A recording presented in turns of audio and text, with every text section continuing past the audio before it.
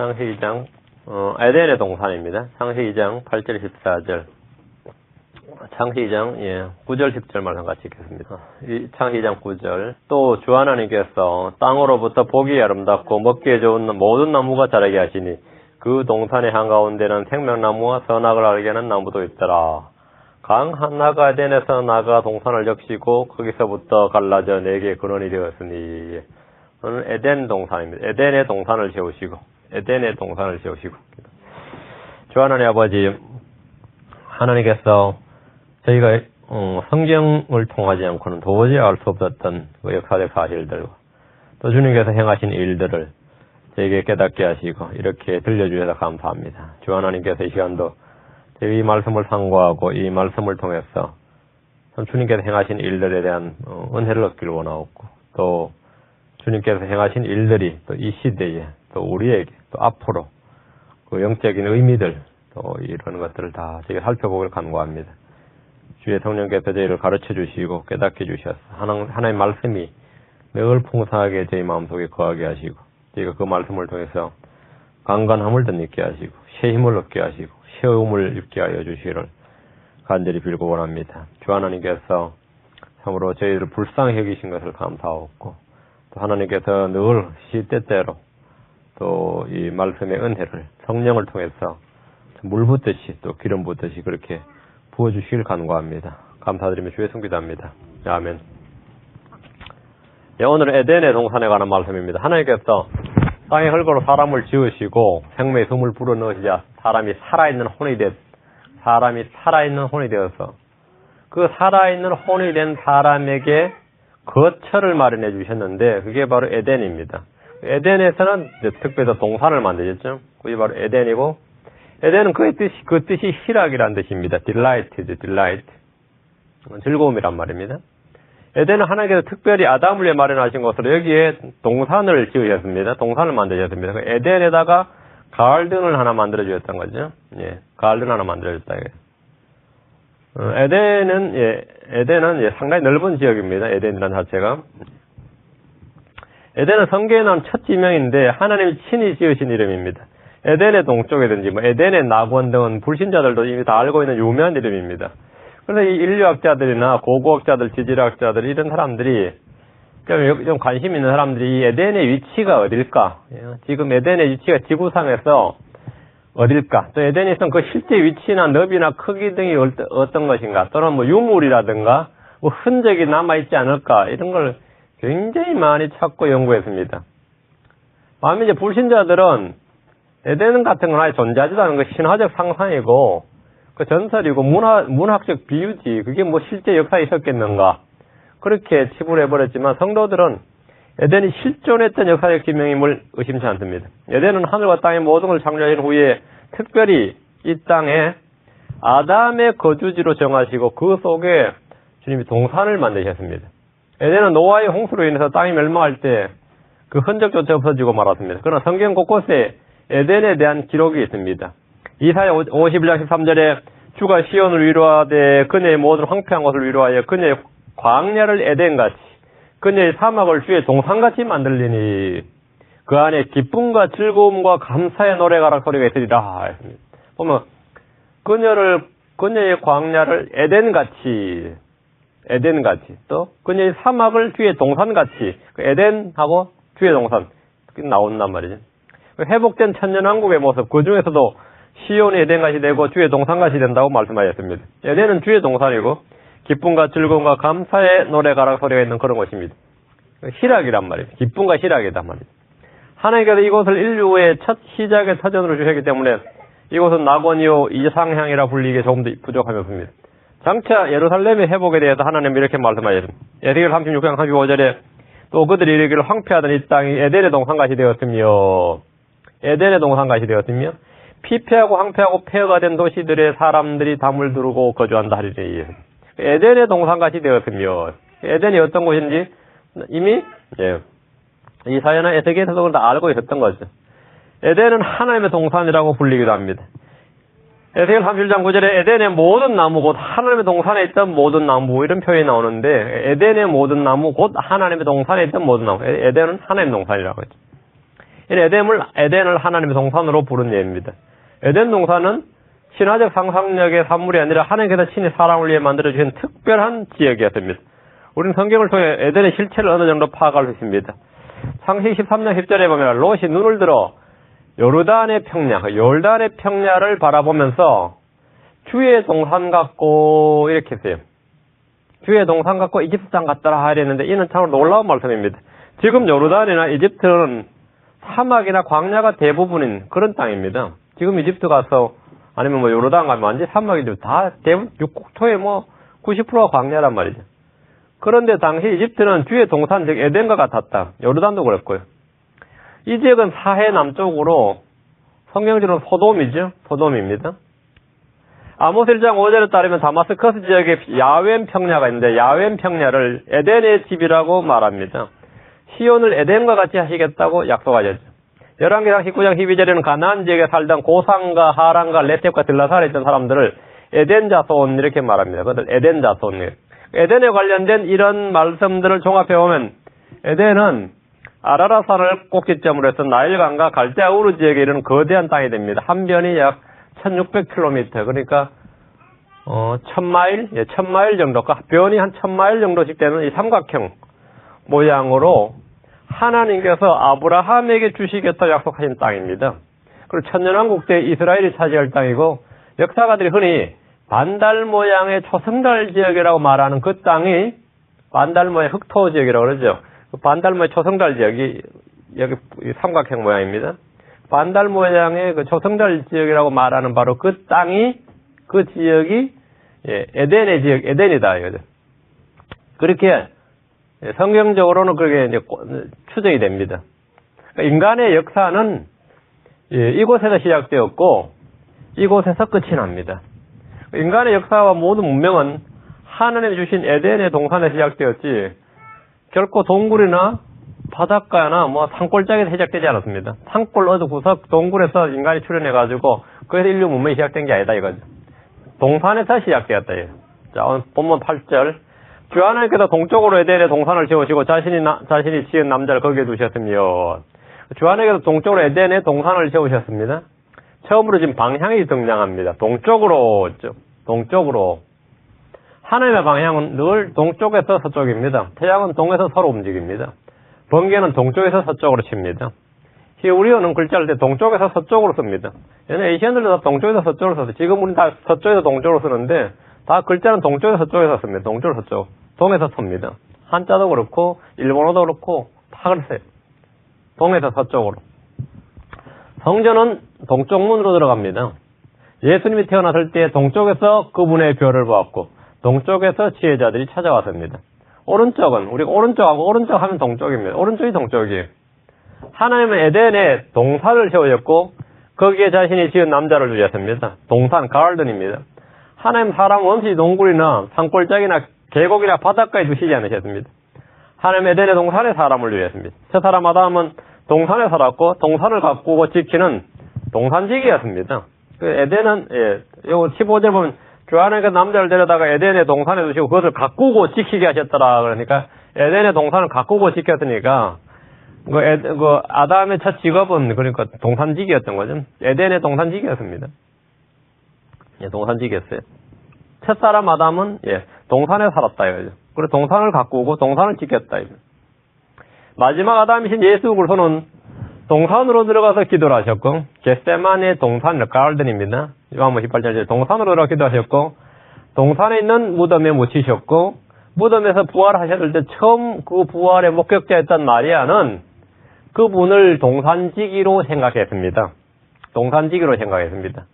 예수님을 동산지기로 생각하고 뭘 물었던 거죠. 에덴에 있는 동산에서 첫 인류의 역사가 시작되었고 겟세마네에 있는 동산에서 새로운 인류의 역사가 시작되었습니다. 그 역사는 구약이든 신약이든 그 시작이 사람은 동산에서 시작됩니다. 9절입니다. 또 주 하나님께서 땅으로부터 보기 아름답고 먹기에 좋은 모든 나무가 자라게 하시니 완전히 에덴의 동산은 그러니까 나무에 관한 하는 뭐죠? 우리가 여기 나무만 막 산림적 가꾸는 수목원 있죠. 그 동산이 그랬던 것이죠.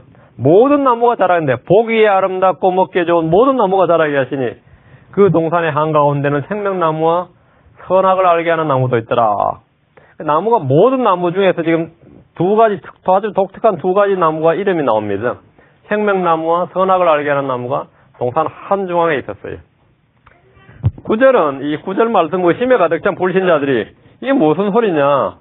창세기 1장에서 셋째 날에 창세기 1장 11절에 나오죠. 셋째 날에 주님 풀과 나무들이 나온 것 다 지었다고 해놓고 갑자기 왜 창세기 2장 9절에서 또 나무가 자라게 하셨다 그러냐. 이제 이렇게 모순이라고 주장하는 그런 구절 중에 하나입니다. 2장 9절은 지금 천지 창조 이야기가 아니고 에덴의 동산을 주님께서 어떻게 만드셨는가에 관한 기록입니다. 주님은 셋째 날 이 땅에 풀과 식물과 나무들을 모두 내셨습니다. 지금은 이 땅에 관한 이야기가 아니고 에덴 중에서 특히 동산을 어떻게 가꾸셨는가 이야기예요. 본문은 주님께서 사람을 주신 동산을 가꾸시는 장면입니다. 동산에는 보기 좋고 보기 아름답고 먹기에 좋은 나무, 모든 나무가 자라게 하셨다. 관상수와 식용을 겸하는 유실수를 겸양하는 그런 나무들이 자랐다는 겁니다.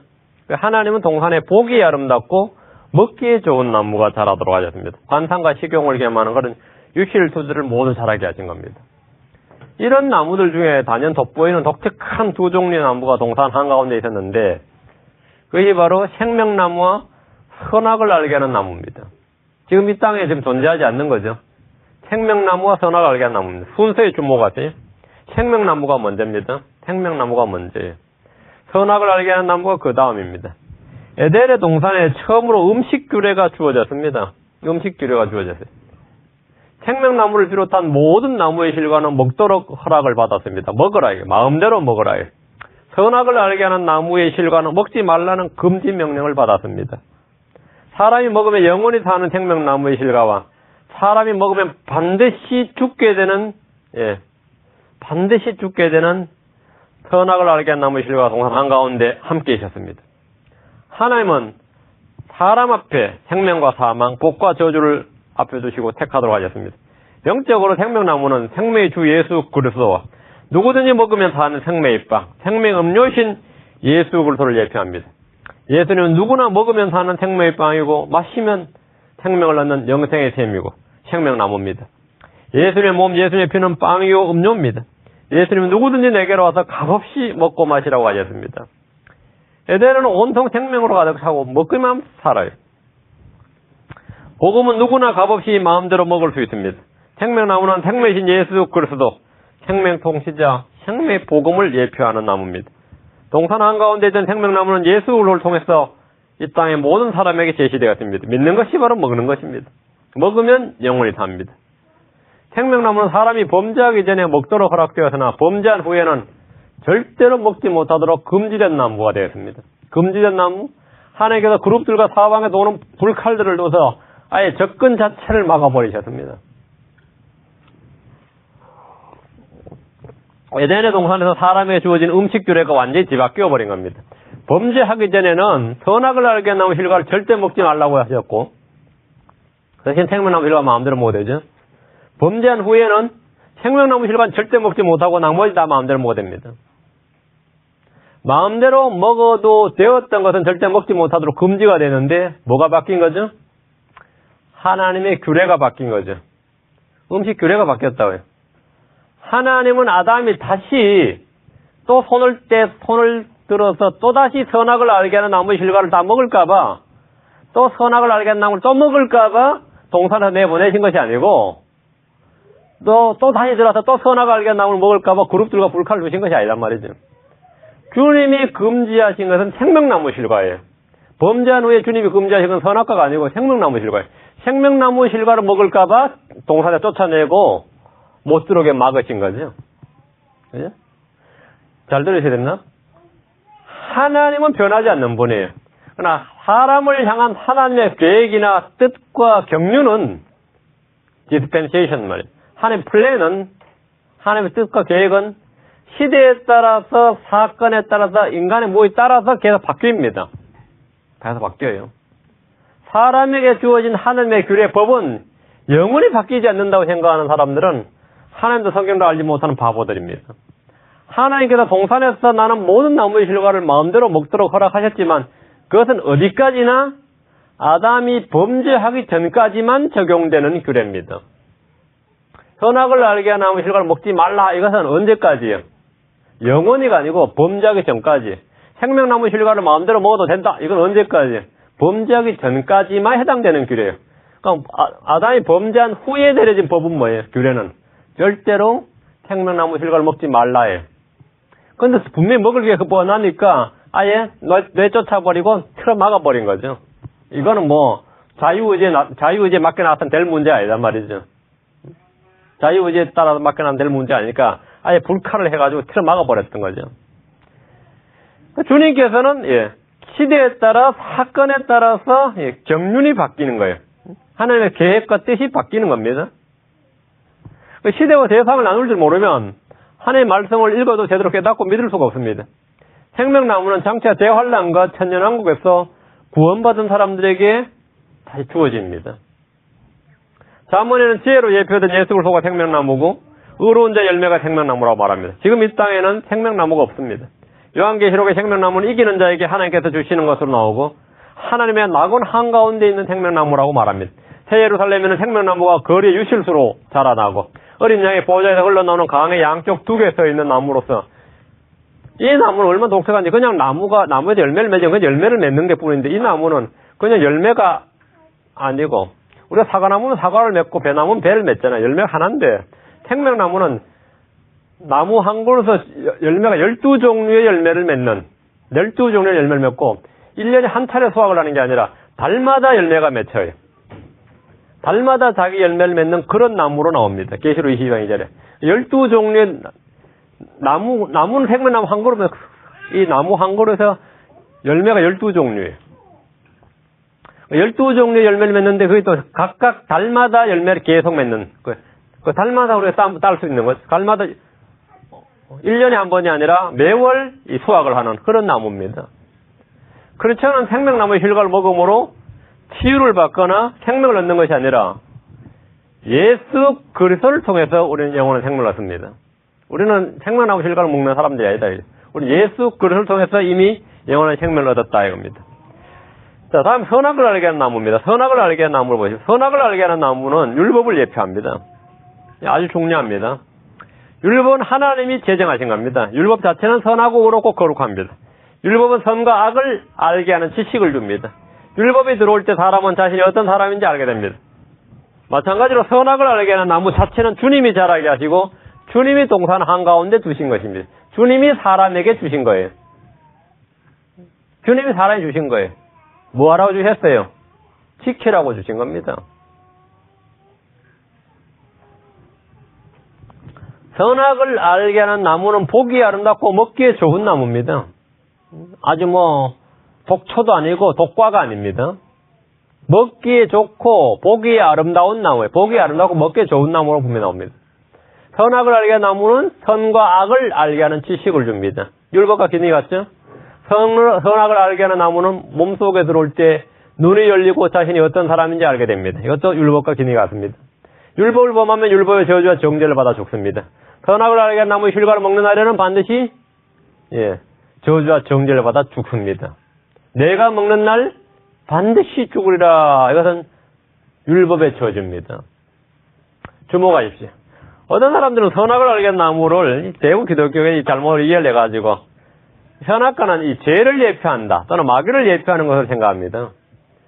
주님께서 동산 한가운데 죄를 놔두신 게 아니고 마귀를 놔두신 게 아니에요. 성경을 오해한 잘못된 적용입니다. 잘 비교를 하세요. 선악을 알게 하는 나무의 실과를 먹는 날엔 정령 죽으리라 했죠. 정령 죽으리라. 사람은 고로 먹으면 안 됩니다. 그런데 사람은 먹었죠.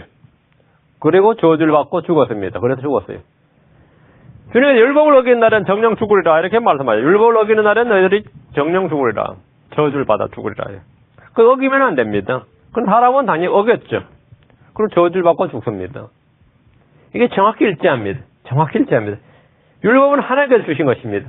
선악과는 하나님께서 두신 것입니다. 둘 다 하나님이 사람에게 주신 겁니다. 율법을 범하지 말라. 이것이 바로 명령입니다. 선악과를 먹지 말라. 이것이 명령입니다. 동일하죠. 율법을 어기면 그것이 죄입니다. 율법을 어기는 것이 죄예요. 선악과를 먹는 것이 죄입니다. 역시 일치합니다. 선악과나 율법 그 자체가 죄는 아닙니다. 선악과에 주어진 명령, 율법에 주어진 명령을 어기는 것이 죄입니다. 이로써 우리는 선악을 알게 하는 나무의 실과가 정확히 율법을 예표하는 것임을 알 수 있습니다. 율법은 항상 다 지키지 않을 때 저주와 사망을 초래합니다. 1000년을 잘 지키다가 1001년째 따먹어도 아무 소용이 없어요. 막내 사망과 저주와 사망을 받아요. 아담이 10,000년을 잘 지키다가 10,000년째 하루날 그냥 한번 먹어도 마찬가지. 영원히 살아있는 날 영원히 날마다 항상 다 지켜야 되는 것이지 딱 한 번 하면 그건 다 이제는 다 무효입니다. 그것도 다 율법의 속성입니다. 이게 율법의 속성이에요. 예를 로프가 있는데 100피트짜리 로프가 있어요. 100피트가 있는데 1피트가 잘라지나 99피트 위에서 잘라지나 50피트째에서 잘라지나 10피트짜리 잘라지나 어디서 잘라지나 도달 못한 건 똑같아요. 그렇죠? 전선이 있는데 전선이 이만큼 길이가 있는데 여기서 잘라지나 다 똑같아요. 어디서 잘라지나 연결한 데는 똑같단 말이죠. 그렇죠? 어디서 잘라지나 똑같아요. 아깝다. 끝부분에 조금 잘라졌다. 끝부분에 잘라지나 중간에 잘라지나 처음에 잘라지나 연결 안 되는 건 다 똑같아요. 그거는 아무 차이 없습니다. 율법이라는 것은 마찬가지예요. 평생 잘 지키다 끝에 한 번, 죽기 전에 한 번 어기나, 어릴 때부터 어기나 다 똑같아요. 그럼 어릴 때 율법을 어기나, 젊을 때 어기나, 죽기 직전에 어기나, 늙어서 어기나, 그건 아무 의미 없는 거예요. 어기면 다 유죄예요. 어기면 다 유죄고 정죄고 저주입니다. 사망입니다. 그것이 바로 율법의 속성입니다. 속성이에요. 율법은 항상 다 지키지 않을 때 저주와 사망을 초래합니다. 바로 선악을 알게 한 나무가 바로 그걸 예표합니다. 10절입니다. 강 하나가 에덴에서 나가 동산을 적시고 거기서부터 갈라져 4개의 근원이 되었는데 그 강 하나가 어디서 나갔어요? 에덴에서 나가요. 에덴이 강의 발원지라는 겁니다. 강의 발원지예요. 에덴에서 발원한 강 하나가 동산을 적시고 동산에서부터 갈라져 4개의 근원이 되었습니다. 자, 바다는 주님이 일찍이 만드신 건 아닌데 이게 동산의 이야기니까 바다 이야기는 아니에요. 지금 강입니다. 땅에서 필요한 건 강이죠. 땅에서 필요한 건 강입니다. 에덴에서 발원한 4개의 강은 비손, 기혼, hit데겔, 유프라테스입니다. 아담은 에덴의 동산에서 보기 아름답고 먹기 좋은 나무들과 강이 있는 그런 환경에서 살았습니다. 여기 언급된 강들을 보면 에덴의 위치나 크기 등을 좀 짐작할 수가 있습니다. 11절 첫째 강의 이름은 비손이라 그것은 곧 금이 있는 하일라 온 땅을 두르는 강인데 이 비손 히브리어로 이 증가, increase란 뜻입니다. 현재 그 위치가 알려져 있지 않습니다. 하윌라는 창세기나 사무엘상에 이게 언급되어 있습니다. 하윌라는 아라비아 북부 또는 팔레타인 남부로 추정되는 지역입니다. 금이 있는 하윌라라는 표현으로 와서 아라비아 지역일 것이다 이렇게 추정이 됩니다. 금은 아라비아 지역이다. 12절에 그 땅에 금은 좋으며 거기에는 델리움과 줄마누가 있느니라 했죠. 그러니까 이곳에는 금, 델리움, 줄마누 같은 보석들이 언급돼요. 보석이 많은 귀하자원, 광물 자원이 많은 땅입니다. 델리움은 백금의 일종으로 흰색입니다. 이스라엘 사람들이 만나를 처음 봤을 때 그것의 색깔은 마치 델리움 색깔 같았더라 이랬어요. 델리움 색깔 같았더라. 줄마누는 성경에 자주 등장하는 보석으로 대제사장의 가슴 흉배에 있었고 이스라엘 백성들이 이름을 새기거나 도장 등으로 사용했던 보석입니다. 한국 사람들은 도장에 주로 옥을 많이 쓰죠. 그렇죠? 이쪽은 줄마누를 썼습니다. 줄마누에 주로 이름을 새겼습니다. 줄마누에. 그런 보석이고. 13절은 둘째 강의 이름은 기혼이라 그곳은 곧 이디오피아 온 땅을 두르는 강이며 기혼은 본문에 나오는 그대로 이디오피아 온 땅을 두르는 강이. 이디오피아는 지금도 있습니다. 지금 이디오피아는 아프리카 북부에 있는 나라인데 당시 에덴에서 발원하는 기혼이라는 강이 이디오피아 온 땅을 둘렀다 이랬죠. 우리는 성경을 통해 창조 때 이디오피아가 에덴에서 멀지 않는 땅임을 알 수 있습니다. 14절은 셋째 강의 이름은 hit데겔이라 그것은 곧 아시리아 동쪽으로 나가는 강이고 넷째 강은 유프라테스니라 하는데 hit데겔은 오늘날로 말하면 티그리스 강입니다. 티그리스 강이에요. 티그리스 강의 옛날 이름이 hit데겔입니다. 아시리아의 동쪽으로 나가는 강이라고 언급되어 있으며 현재도 지도상으로 확인할 수 있습니다.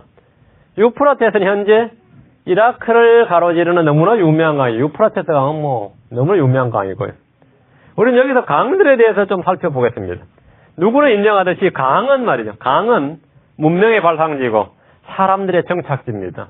강 있는 곳에 사람이 정착합니다. 강이 있으면 사람이 정착이지. 강이 있는 곳에 촌락이 형성되고 민족이 만들어집니다. 그 중국 같은 나라도 그렇게 인구 10억이 넘어도 양자강, 양쯔강하고 항화강, 이 강이 있는 곳에 양자강이 있는 곳에 3억이 넘게 살아요. 그 넓은 땅에도 사람이 다 사는 게 아니다 말이죠. 전부 다 강 주변이죠. 강 주변에. 강 주변에 사람이 삽니다. 하나님께서 강을 동산에서 만드셨을 뿐 아니라 온 땅으로 강이 흘러나가도록 그렇게 만드셨습니다. 하나님이 계신 그곳에 강물이 흐릅니다. 에덴에서 발원한 4개의 강을 보듯이 우리는 성경에서 계속해서 강을 볼 수 있습니다. 출애굽한 이스라엘이 광야를 지나갈 때 물이 없어 죽게 되었다고 막 불평을 했습니다. 광야에 물이 없죠. 광야에 무슨 강이 있어요? 강이 없으면 사람은 죽는단 말이에요. 하나님은 반석을 쪼개 해서 물이 넘쳐 흘러 강이 되게 하셨습니다. 반석에다 쏟아진 물은 그냥 물이 뭐 수돗물처럼 나온 게 아닙니다. 바로 강이 돼서 200만이 넘는 사람들이 먹고 마시고 모든 가축이 먹고도 남는 그런 물이었습니다. 반석이 쪼개지면서 바로 그 백성들의 그 광야에 물이 흘렀는데 그 물이 강을 이룬 거죠. 그래서 그냥 전부 다 마셨던 겁니다. 광야에서 물을 내었던 반석은 예수 그리스도셨습니다. 예수 그리스도께서 물을 내십니다. 에덴에서 발원한 강이 있고 반석에서 발원한 강이 있습니다. 구약의 역사에 가까운 신약의 그림자고 예표입니다. 복음을 믿는 성도들은 세상 사람들 모두가 마실 수 있는 생수의 강이 어디서 발원한지 알 수 있습니다. 예수 그리스도로부터 누구나 마실 수 있는 강이 흘러넘칩니다. 요한복음 7장 37절 38절에 마지막 날 곧 명절에 그 큰 날에 예수님께서 서서 외쳐 이르시되 누구든지 목마르거든 내게로 와서 마시라. 나를 믿는 자는 성경 기록이 말한 것 같이 그의 배에서 생수의 강들이 흘러나오리라 하시니라. 그럼 생수의 강들이 그 배에서 나온다 이거예요.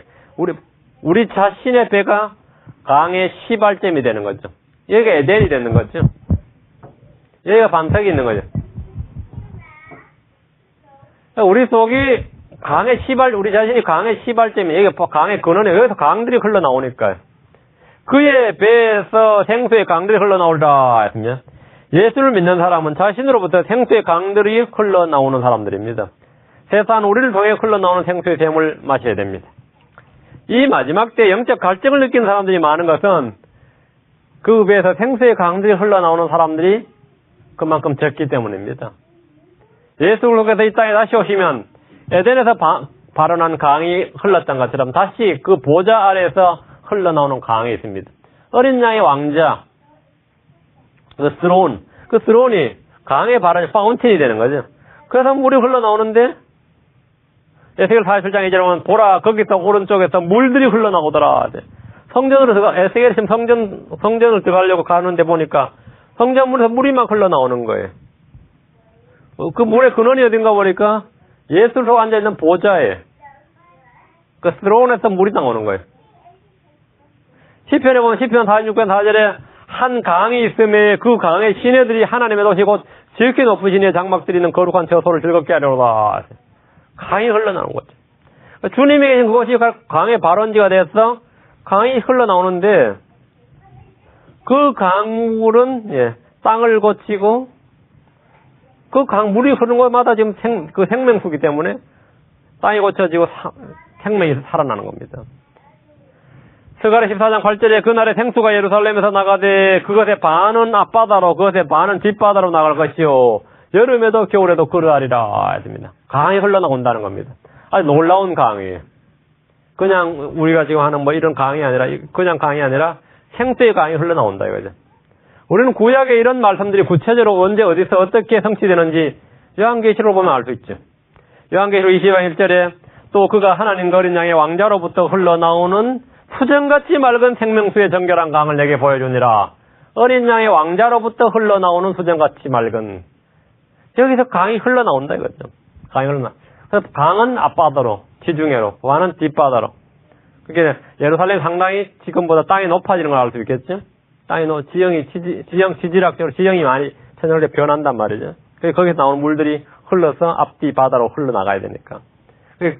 에덴 동산에 4개의 강이 흘렀던 것처럼 4개의 강이 발원됐던 것처럼 천연옥수도 마찬가지로 어린 양의 보호자에서 강들이, 예, 앞바다로 가는 강이 있고 뒷바다로 가는 강이 있고 강들이 발원된단 말이죠. 이 강의 근원이 어디입니까?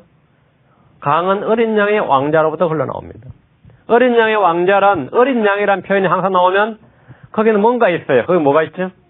우리가 구속받은 죄인임을 보여주는 겁니다.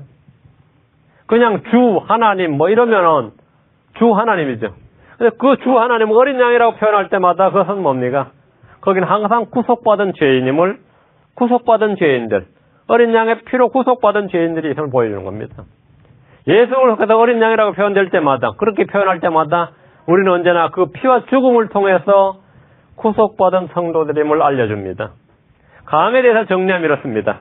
에덴에서 발원한 강이 대지를 적시죠. 온 땅을 적시고, 반석에서 발원한 강이 광야의 백성들을 살리고, 예수님으로부터 발원한 강이 믿는 자들 안에 생수의 샘을 주고, 성도의 배로부터 흘러나오는 강들이 세상 예수를 서로 알게 하고, 어린 양의 왕자로부터 흘러나오는 강이 이 땅을 거치고 생명나무를 자라게 합니다. 이 땅을 적시고 생명나무를 자라게 합니다. 자, 오늘 여기까지 하겠습니다.